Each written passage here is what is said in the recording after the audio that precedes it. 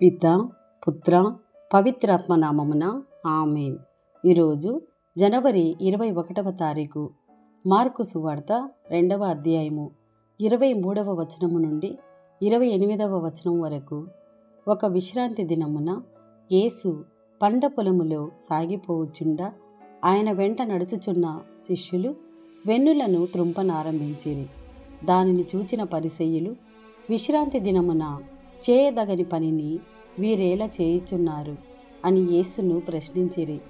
అందులకు ఆయన వారితో, దావీదు అతని అనుచరులు ఆకలిగొనినప్పుడు ఏమి చేసినది మీరు చదవలేదా?